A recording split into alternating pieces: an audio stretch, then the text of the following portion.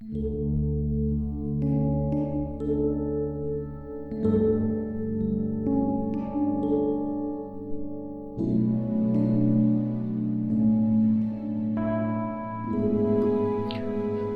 pagi saudara-saudara yang dikasihi Tuhan.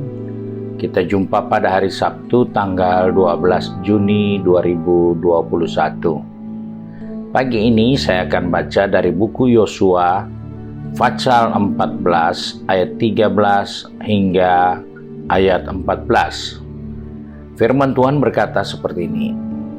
Lalu Yosua memberkati Kaleb bin Yefune, dan diberikannya lah Hebron kepadanya menjadi milik pusakanya.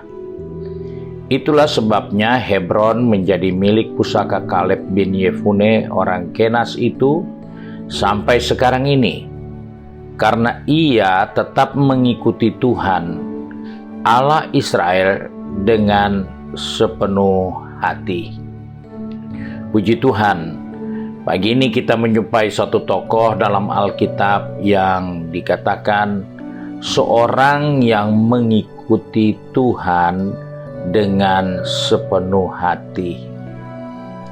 Dalam perjalanan kehidupan kita sebagai umat manusia maupun orang yang percaya kepada Tuhan, kita seringkali menemukan kondisi kehidupan manusia kita jauh berbeda seperti yang dialami oleh seorang Kaleb ini. Di sini kita melihat bahwa Kaleb adalah orang yang mengikut Tuhan dengan sepenuh hati. Kita menemukan suatu sikap, suatu gaya hidup yang luar biasa ini. Tentunya kita juga ingin mengalami hal yang sama dalam pengiringan kita kepada Tuhan. Karena dengan jujur kalau kita melihat, mengevaluasi diri, seringkali kita ada dalam kondisi yang tidak prima, tidak maksimal dalam mengikut Tuhan. Nah, kita akan lihat apa yang menjadi sebab Kaleb bisa seperti itu.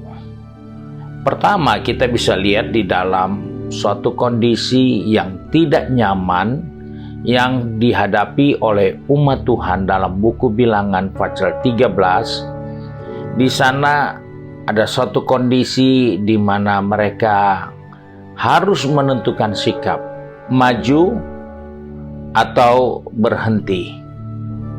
Dan di situ kita melihat Musa dalam kepemimpinannya mengutus beberapa orang untuk mengintai tanah Kanaan. Dan jika menilai dari segi jumlah, maka kita akan terpengaruh dengan berita laporan yang akan membuat umat Tuhan tidak maju. Tapi ada seorang yang bernama Kaleb bersama sahabatnya yang bernama Yosua. Mereka memberi berita yang sangat berbeda dengan kelompok terbanyak. Karena ternyata Kaleb memiliki iman yang luar biasa. Dia begitu percaya kepada Tuhan. Dia begitu yakin janji Tuhan bahwa itu pasti terjadi. Walaupun langit mau runtuh seperti apa, janji Tuhan tetap ya dan amin buat Kaleb. Dan itulah sebabnya Kaleb berusaha mententramkan hati bangsanya, supaya mereka boleh tetap percaya akan janji Tuhan. Hal yang kedua dari sikap yang dibuat oleh Kaleb ini, ternyata dia selalu membawa berita yang positif. Beda dengan orang yang berbicara positif tanpa iman kepada Tuhan. Dia punya iman kepada Tuhan, dan dia punya perbuatan dari imannya, yaitu berkata yang positif. Hal ini kelihatannya sama kalau hanya dilihat dari perkataan positif. Banyak orang bisa berkata positif yang lahir dari optimismenya. Tetapi Kaleb berkata positif karena lahir dari imannya yang ada di dalam dirinya sendiri. Kata positif tidak salah, tetapi dari mana kata positif itu lahir, itulah yang menentukan keberhasilan, kesuksesan, atau hanya slogan semata. Hal inilah yang dimiliki oleh Kaleb. Dia beriman dan dia memiliki perbuatan yang positif dengan kata-kata yang positif. Dan di samping itu, Alkitab pun mencatat dalam ayat yang ke-24 dalam Bilangan 14, ternyata Kaleb memiliki roh yang lain. Roh yang luar biasa bekerja di dalam diri Kaleb. Kita tahu bersama Roh Kudus disebut sebagai dinamis, sesuatu yang bekerja jika dia digunakan lebih lama, dia digunakan lebih banyak, maka dia akan bekerja jauh lebih besar dari yang pasif. Jadi kesimpulan di sini kita melihat bahwa Kaleb memiliki roh yang lain karena Kaleb selalu menggunakan, memanfaatkan waktunya dengan roh yang luar biasa itu. Sehingga roh itulah yang membuat Kaleb menjadi berbeda dengan yang lain. Hal ini penting untuk kita jalani dalam hidup kita di hari-hari yang sedang bertambah dengan kesukaran, kesulitan.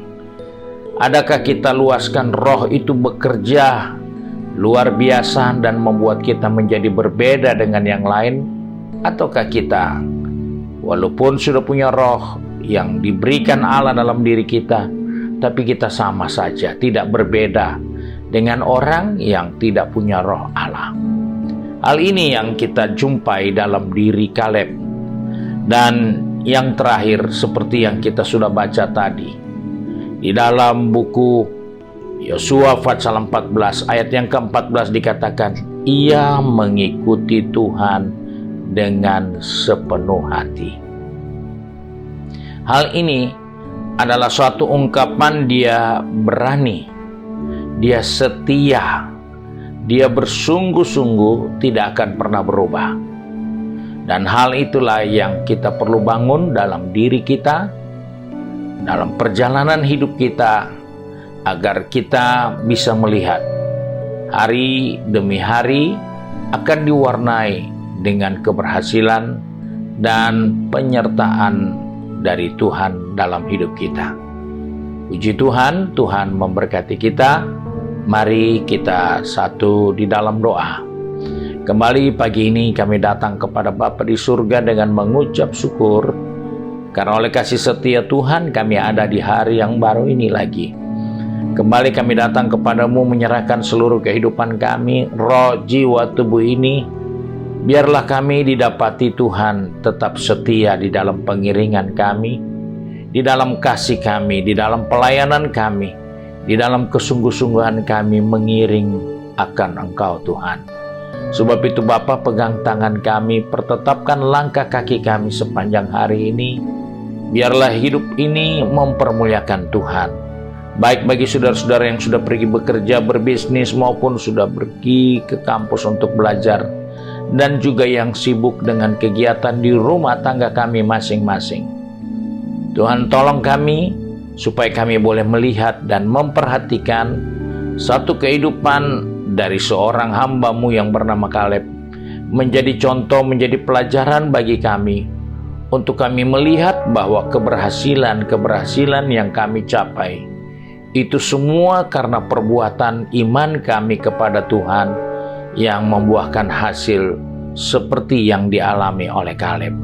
Terima kasih Bapa untuk berkat-Mu sepanjang hari ini, baik itu berkat jasmani, terlebih berkat rohani bagi kami. Dan biarlah nama Tuhan dipermuliakan. Terima kasih Bapa, kami bersyukur dan berdoa di dalam nama Tuhan Yesus Kristus, Juru Selamat kami, majikan kami yang baik dan setia. Haleluya. Amin. Puji Tuhan, Tuhan Yesus memberkati kita. Hari ini ibadah pemuda, mahasiswa, serta juga remaja yang berlangsung pada jam 6 sore. Saudara bisa mengikutinya melalui YouTube channel dan Facebook, juga berlangsung di ruangan Alpha Omega.